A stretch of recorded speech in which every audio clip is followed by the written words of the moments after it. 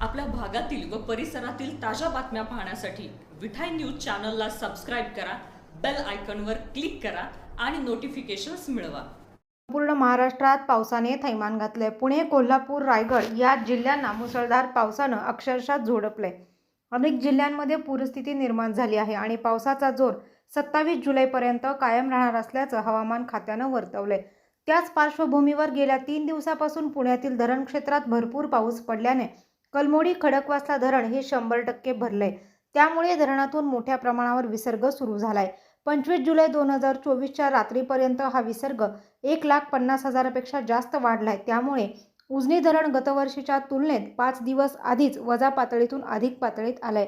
जर पावसाचा जोर असाच राहिला तर उजनी धरण ही 100% भरण्याची अपेक्षा जाणकारांनी वर्तवली आहे।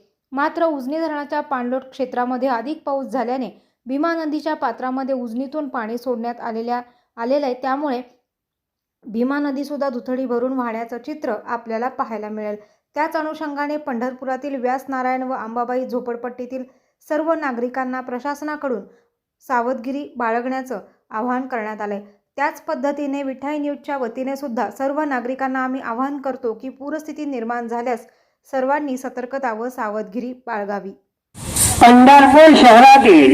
पंढरपूर शहरातील व्यास नारायण अंबाबाई झोपडपट्टीतील सर्व नागरिकांना कळविण्यात येते की उजनी धरणाच्या पाणलोट क्षेत्रामध्ये पाऊस झाल्याने भीमा नदीच्या पात्रामध्ये उजनीतून पाणी सोडण्यात आलेले आहे। तर या भागातील नागरिकांनी सावधगिरी बाळगावी।